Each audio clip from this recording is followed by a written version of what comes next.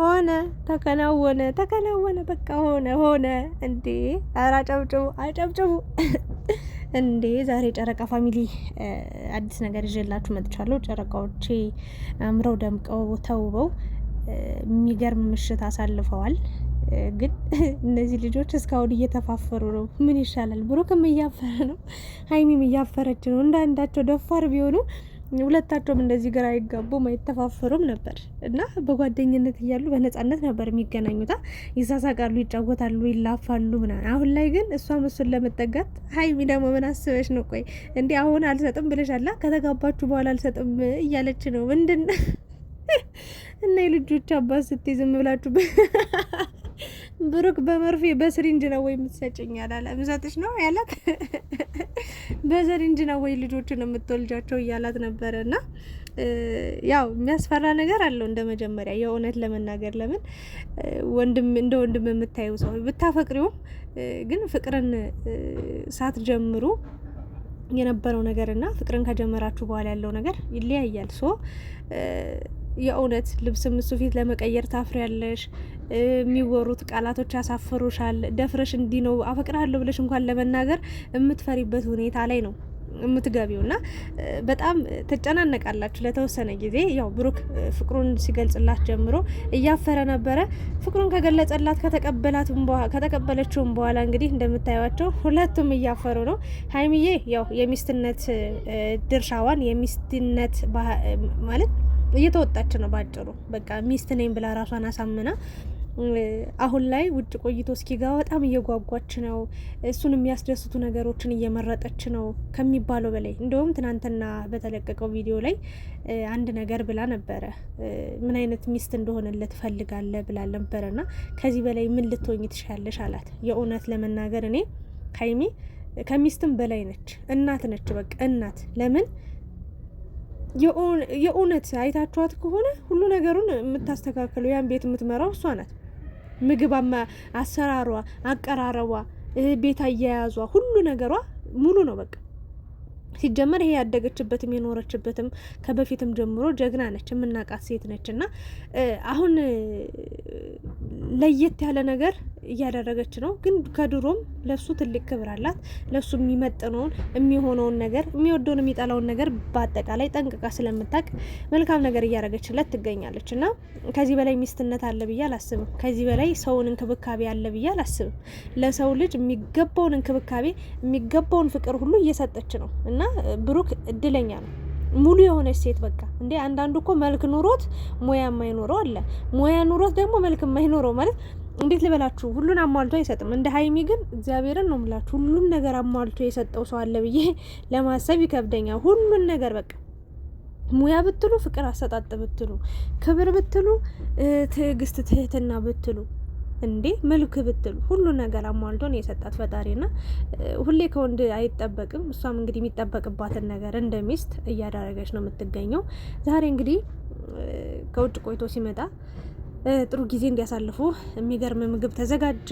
ምግብ ከበሉ በኋላ እንደዚህ እንደምታያቸው ደረቱ ላይ ሽጉጥ ብላ እንዴት አይነት ስሜት ነው የሚሰማው በዚህ ሰዓት አልገባችሁም? የሚሰማው ስሜት እርፍ ብላ እፎይ ብላ በቃ የምትተማመንበትን ዋርካ የሆነ ሰው አግኝታ የአንድ ሰው ደረት ላይ መተኛት ማለት እግዚአብሔርን ያለው ደስታ ያለው ስሜት የምታውቁት ታውቁታላችሁ። እና ሀይሚያው ምን አይነት ስሜት እየተሰማት እንደሆነ እኔም የሆነ ፊሊንግ አረጋለሁ፣ የሆነ ፊሊንግ አለኝ፣ የሆነ ስሜት ይሰማኛል እና ደስ ይላል። በአጠቃላይ ደስ የሚል ስሜት አለው ልላችሁ ነው። ሀይሚዬ እንደዚህ የምትተማመኝበት ከምንም ነገር በላይ የምትንተራሽበት፣ የምትደገፊበት፣ የምትጽናንኝበት፣ የምትኮሪበት ከፍ ከፍ የሚያደርግሽን ሰው አግኝተሻልና እድለኛ ነሽ። እንኳን ደስ ያለሽን ማለት እፈልጋለሁኝ። ብሩክም እችን የመሰለች ሙሉ ሴት ከእድሜዋ በላይ አስተሳሰቧ የላቀ ከፍ ያለ በጣም የበለጸገች ከሚገባው በላይ ትልቅ እውቀት፣ ትልቅ ሙያ፣ ትልቅ ጀግንነት ያላት ሴት ነች እና እሷን በማግኘትም እድለኛ ነህ ብዬ ነው የማስበው።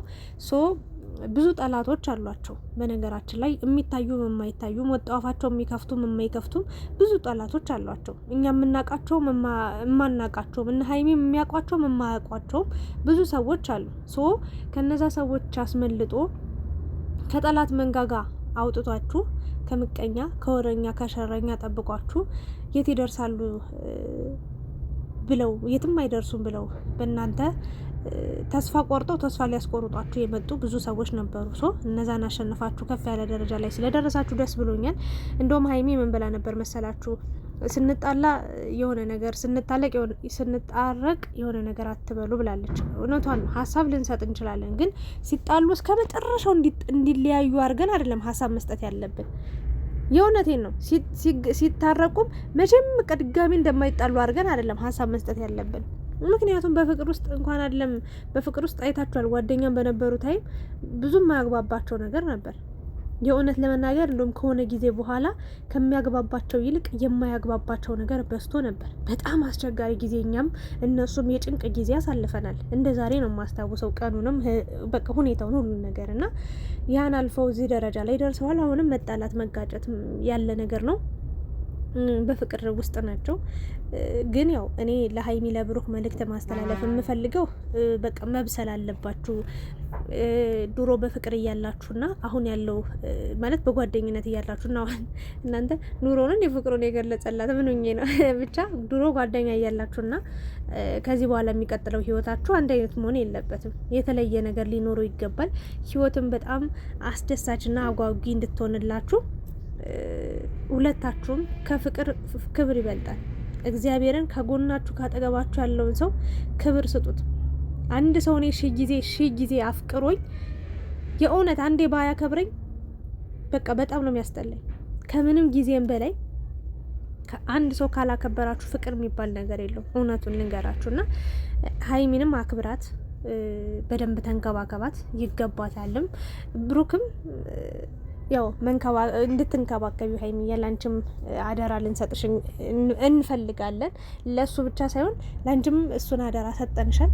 ስለዚህ ጠንካራ ሆነሽ በጀግንነት እንደምትወጪ ትዳሩን ውስጥም ገብተሽ በጣም አስደሳች የህይወት ጉዞ እንደምታረጊለት ህይወቱን ሁሉ የሚመኘውን ልጆችን ወልደሽ ዘመኑን ሁሉ በቃ የደስታና የሳቅ እንደምታረጊለት አልጠራጠርም። ኃላፊነትሽን የሚስትነት ኃላፊነትሽን በደንብ በአግባቡ ተወጠሽም እኛንም እንደምታስደንቂን እንደምታስገርሚን ብሩክንም ህይወቱን ሙሉ እንደምታረጊለት አንጠራጠርም፣ እንተማመንብሻለን። የዛሬው ቆይታቸው በጣም ደስ የሚል ተወዳጅ የፍቅር ጊዜያትን አሳልፈዋል። እንግዲህ ከዚህ በፊት ያው ብዙ ሮማንቲክ የሆኑ ጊዜያቶችን አሳልፈዋል። ግን ያ በቃ ላይክ ዝም ብሎ ለመለማመጃ ያህል በሉት እየተለማመዱ ነበር። ከዚህ በኋላ ግን የሚደረጉ እያንዳንዱ ቃላቶች፣ እያንዳንዱ ንግግሮች፣ እያንዳንዱ ተግባሮች የእውነት ሆነው በሷ ውስጥም በጣም የሆነ ጊዜ ነው ያስታውሳለሁ። አብረው እያሉ ብዙ ሰው በቃ የተጋቡ የተፋቀሩ የተዋደዱ ይመስላቸውን መዋደድ አለ፣ ግን ፍቅር አልነበረም በዛ ሰዓት እና ምን ይሉ ነበረ? ልብስ ሲመጣላቸው ነበር አንድ አይነት ማች ካስታወሳችሁ የሆነ ሰዓት ላይ ሲለብሱ ነበር። ከዛ የሆነ ጊዜ ላይ ነው ማቆም የጀመሩት እና ሁለቱም በቃ አልፈለጉም፣ የካፕል ልብስ መልበስ አንፈልግም ያሉበትን ጊዜ አስታውሳለሁ። ሁለቱም ማለት ነው። ሰው ሁሉ በቃ አትጫኗቸው ምናምን ተብሎ የተተወበት ጊዜ ነበረ እና አሁን ያ ሁሉ ነገር አልፎ አንድ ሆኖ እንደማየት የሚያስደስት ነገር የለም። የሰው ደስታ የሚያስደስታችሁ ሰዎች የማወራው ነገር ምን እንደሆነ ይገባችኋል። የነ ሀይሚ ስሜት ምን እንደሆነ ገብቷችሁ ትደሰታላችሁ ምናምን።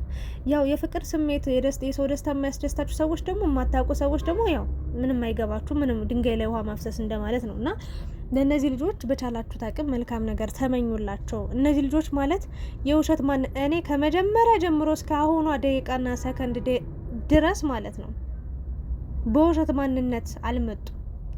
መስመራቸው፣ ኑሯቸው፣ ህይወታቸው ወደ ግራ አልተጋባም። ገባችሁ? ቤተሰባቸውን አክብረው ንጹህ ማንነት ይዘው ነው የመጡት። ታዲያ የማንም ስራ ፈት እዛ መጡ ያልሆነ ነገር ሆነ ያልተፈጠረ ነገር ተፈጠረ ብሎ በውሸት እየሰከሰ እመኑኝ፣ እርግጠኛ ነኝ ማለት ነው እይታቸው እናዛኞቹ ይበልጣል። በውሸት ማንነት የመጡ የውሸት ስክሪፕት ተጽፎ በደንብ ተግባብተው ተስማምተው የሚመጡ ሰዎች እይታቸው ይበዛል። ግን ደግሞ እነዚህ ጨረቃ ፋሚሊዎች እግዚአብሔርን ነው የምላችሁ ንጹህ ህሊና ንጹህ ትራሲት ላይ ይተኛሉ። ሰላም አግኝተው ስድብ የሌለበት ምን የሌለበት ምንም ነገር ክፋት ሳይሰሩ ሳይዋሹ በትክክለኛ ማንነታቸው የመጡ ልጆች ናቸው። እነዚህ ልጆች አለመበረታታት ይቻላል ወይ? አለመከታተል ይቻላል ወይ? አለመደገፍ ይቻላል ወይ? እኔ አይቻልም ነው የምለው። አይቻልም፣ በቃ አይሆንም። እና ኢትዮጵያ ውስጥ በተለይ ቡታጅራ ውስጥ ሁሉም የተጨመላለቀ ህይወት ነው ያለው። እውነቱን ንገሪኝ ካላችሁ ሁሉም የተግማማ ህይወት፣ አንዷ ሴት 4-5 ፍቅረኛ ያላት፣ አንዱ ወንድ 4-5 ፍቅረኛ ያለው የድሮ ታሪክ ያላቸው፣ አሁን ደግሞ ጉዳቸው እየተመዘዘ እየወጣ ስንት ታሪክ እኮ ሰምተናል እናንተ፣ ስንት ጉድ። ሀይሚ ብሩክ በጨዋ ደንብ ቤተሰብን የሚያከብሩ ተመልካችን የሚያከብሩ ራሳቸውን የሚያከብሩ ከፍ ያለ ቦታ ላይ እንጂ ዝቅ ያለ ቦታ ላይ የማይገኙ ውስጡን በደንብ የሚሰሩ ለነገ ህይወታቸው በደንብ መሰረት ጥለው የሚያልፉ ልጆች ናቸው። ስለዚህ ደስ የሚል ነገር ነው ጅማሮ እና ሀይሚ በቃ አግብቼሽም አብሬሽ ላላድር ነው ወይ ስላት፣ አዎ እንዴ ድሮም ወንዶች ስትባሉ ለዚህ ነው የምትፈልጉን እያለች ነበር። እንዴ ሀይሚ አይቀርልሽም ገና ታያለሽ ነው ልትሰፊው ነው ወይ እሱ ጋር ስተኝ ሰፍተሹ ልታድሪ ነው ወይስ ልትቆልፊው ነው? እንደዛ ብሎ ነገር የለም። ለማንኛውም ግን እኔ አልመክራችሁም፣ እናንተን ምንም ምክር የለኝም። ለምን ቀድማችሁ ሁሉ ነገር ስለምታውቁ። ግን በቻላችሁት አቅም ሁሉ ነገር ስርዓት ባለው መንገድ ቢሄድ እናንተም ያመናችሁበት አስባችሁ ወስኑ። ባጭሩ እኔ የሆነ ነገር ለማድረግ የሆነ ነገር ለመወሰን የሆነ ደረጃ ላይ ለመድረስ ወይ የሆነ ነገር ሀሳብ ለማምጣት በደንብ ቁጭ ብላችሁ ከራሳችሁ ጋር ለሁለትም ተነጋግራችሁ ነው። አሁን ለእያንዳንዳችሁ ራሳችሁ ነበር የምታስቡት። አሁን ግን ለሁለታችሁ ነው የምታስቡት። ሶ ቁጭ ብላችሁ በስነ ስርዓት ይሄንን ብናደርግስ ምን እንጠቀማለን? በዚህ መንገድ ብንሄድስ እንዴት ነው የምንቀጥለው? ወይስ እንዴት ነው የሚሆነው? ጉዳቱ ምንድነው? ጥቅሙ ምንድነው? የሚለውን ቁጭ ብላችሁ አስባችሁ በተረጋጋ መንፈስ እንግዲህ የቀለበት ፕሮግራሙ፣ ከዛ የሰርግ ፕሮግራሙ፣ ከዛ ደግሞ የአጥሮ ፋትስማሽ ፕሮግራም ቤቢ ሻወር እያልን የምናይ ይሆናል። የኔ ቅምጥል የኔ ወርቅ አስባችሁታል? በዚህ ድንቡሽቡሽ ገላ የሆነ ልጅ 4 ልጆቹ ሲረገዙ እንዴት እንደምታምር የምትሆነው በቃ ብርቱካን የሚፈርጥ የሚመስል ጉንጭ ነው የሚኖራት ያኔ። የኔ ወርቅ እንደው ይሄን ቀን ቅርብ ያደርግልን እላለሁ። ለማንኛውም እናንተ በጣም ጥሩ የሚባል ጊዜ ላይ ነው የጀመራችሁት። በጣም ጊዜያችሁ ሳያልፍ እንደውም ገና አብራችሁ መሆን ካለባችሁ ጊዜ በጣም ቀድማችሁ ነው የጀመራችሁ። ስለዚህ ሳትጨናነቁ ቀስ ብላችሁ ኑሯችሁን ህይወታችሁን መቀጠል ትችላላችሁ። አትዋከቡ። እንትና አረገ በቃ እንደዚህ እንበል፣ ተመልካች እንዲህ ያለን ወይ እንደዚህ እናርግ እንጂ ምናምን። ያው ፍቅር ጀመራችሁ፣ ከዛ መቼ ነው የምትጋቡት? ሌላ ከባድ ጥያቄ ይመጣባችኋል። ከተጋባችሁ በኋላ እንዲህ አትወልዱም እንዴ? እስከዛሬ እንደዛ ትባላላችሁ። ከወለዳችሁ በኋላ ሌላ ትደግሙም እንዴ? ሰው እግዚአብሔርን ሀሳብ አስተያየት ከመስጠቱ ወደ ኋላ አይልም። ግን እኔ መልካም የተባሉ እናንተን የሚጠቅሙናል፣ ይገነቡናል፣ ያስተካክሉናል ብላችሁ የምታስቧቸውን ኮሜንትና ሀሳብ አስተያየቶችን እያያችሁ ህይወታችሁን ኑሯችሁን ብትቀጥሉና እናንተ በሚመቻችሁ መንገድ፣ ሰው በሚመቸው አይደለም፣ ሰው በባላችሁ፣ ሰው በሚያወራላችሁ፣ ሰው ይሄን ኑሩ ስላላችሁ ሳይሆን በእናንተ መንገድ ህይወታችሁን ብትመሩ፣ ህይወታችሁን ብታስተካክሉ የተሻለ ነው። የሰው ምክር ከሰማችሁ በእርግጥ መልካም ምክር አለ። በጣም ትልልቅ ከኛ በእድሜ የሚበልጡ እግዚአብሔርን ነው ምላችሁ ሴት እህቶቻችን አሉ፣ በስደትም ያሉ በሀገር ቤትም ያሉ የእናንተ ደስታ የሚያስደስታቸው ሰዎች አሉ። የእነሱን ምክር ብትሰሙ ትምህርት ህይወት ደግሞ አንዳንዴ እኔ ለሙሼ ግን ሄዳችሁ ብትነግሯት ይሄን ነገር ደስ ይለኛል። ሙሼ እርግጠኛ ነኝ ሚዲያ አትከታተልም እና ሀይሚ እንደውም ሀብን የብሩክ ወንድም ሳይሆን የኔ ወንድም ነው እያለች ነበር እና በባል ቤተሰብ መወደድ ትልቅ እድለኝነት ነው የእውነት። አሁን ላይ የባል ቤተሰብም ምቀኛ የሚሆንበት በእናንተ ላይ በቃ አልባሌ ነገር የሚሰራባችሁ የሚያወሳልት ምናምን ነው እና ከስንት አንድ ነው። ሀይሚ እንደኔ እድለኛ ነች ብዬ አስባለሁ። የኔም የባሌ ቤተሰቦች እናቴ ትሙት ነው የምላችሁ በጣም ምርጥ ናቸው የእውነት እና ሀይሚዬም እርግጠኛ ነኝ ይህን ነገር ሄደው ቢናገሩ ሙሽን በደስታ ነው የምትቀበለው፣ ጋሽዬም በደስታ ነው የሚቀበሉት። ኃላፊነታቸውን ተወጥተዋል፣ መሄድ ባለባቸው ርቀት ሄደዋል። ስለዚህ አሁን ላይ ጉዞ ተጀምሯል። እንኳን ደስ ያላችሁ፣ መጨረሻችሁ ይመር ይፍካ፣ እንደ ጽጌረዳ አበባ ፍንተክተክተክ ብሎ ፍርክርክርክ ይበል። በቃ ፈንድሻው ናችሁ ኑሮልን፣ የኛ ጨረቃዎች፣ የኔ ፈንድሻዎች ማለት ነው። የዛሬው ልዩ ቀን ነው። መጨረሻችሁን ያሳምረው የኔ ወርቅ። ሀይሚዬ በጣም ደስተኛ ሆናለች። እግዚአብሔርን ከምን ጊዜውም በላይ አሁን ላይ እፎይ ብላለች። በቃ አርፋለች። አስተኛኘቷ ራሱ ያስታውቃል። በቃ እሰይ የሆነ እኔ እንጃ አስተያየቷ ራሱ ደስ አይልም። በቃ እሰይ እረፍት። በቃ ከምትወዱት እቅፍ ውስጥ እንደ መግባት ምን የሚያስደስት ነገር አለ? የምትወዱት ሰው እቅፍ ውስጥ ገብታችሁ ሰላም አለው፣ የሆነ ደስ የሚል ድምጽ አለው። በእውነት ነው የምላችሁና ብሩክም ያው የሚያስቸኩል ነገር የለም። ያው እያፈራችሁ ነው፣ ግን ምንም የሚያሳፍር ነገር የለም። አልሰረቃችሁም፣ አልዘሞታችሁም። እዚህ ጋር አንድ ለአንድ ነው የተወሰናችሁት። አንተ እሷን አፈቀርክ፣ እሷ ደግሞ አንተን አፈቀረች። አለቀ። ምንም ስህተትም የለም፣ ጥፋትም የለም፣ ኃጢአትም አይደለም። ይሄ ሰውም የደገፈው ፈጣሪም የፈቀደው ነገር ስለሆነ ማፈር የለባችሁ እላለሁ። ያው ቀስ በቀስ በራሳችሁ ያው በደንብ ተግባባላችሁ። ብቻ አብራችሁ ጥሩ ጥሩ ጊዜ ያሳልፉ። ወጣትነታችሁን ልጅነታችሁን በደንብ ተጠቀሙበት ለማለት ነው የነበረኝ ሀሳብ አስተያየት ይህንን ይመስል ነበር። እናንተስ የሀይሚ የብሩክ የህይወት ጉዞ ምን ተማራችሁበት? ምን አይነት ነገሮችንስ አገኛችሁበት? ምን እየተሰማችሁ ነው በአጭሩ አሁን ላይ? እስኪ ኮሜንት ላይ ሁላችሁም አስቀምጡ። እኔ ብዙ ነገር ተምሬያለሁ፣ ትዕግስትን ተምሬያለሁ። በቃ ላመናችሁበት ዋጋ መክፈልን የእውነት ትዕግስተኛ መሆን መጨረሻው ጥሩና ጣፋጭ ፍሬ እንደሚሆን ነው የተረዳሁትኝ። ሀይሚ ታጋሽ በመሆኗ ነው ይህ ሁሉ ነገር ያተረፈችው። ሌላ ሰው ጋር ሆና ቢሆን የኔ ወይ ከማይወዳ ሰው ጋር ልትሆን ትችላለች፣ ወይ ከማትወደው ሰው ጋር፣ ወይ ደግሞ ብሩክም እንደዛው የማይሆን ህይወት ውስጥ ሊገባ ይችል ነበር። ለማንኛውም አፍቃሪው ከተፈቃሪው ሲገናኝ ደስ የሚል ነገር አለው። ፈጣሪ አጨራረሱን ያሳምርልን። ጅማሮ እንዲህ አምሯል፣ አጨራረሱም ይመርላለሁ። አመሰግናለሁ።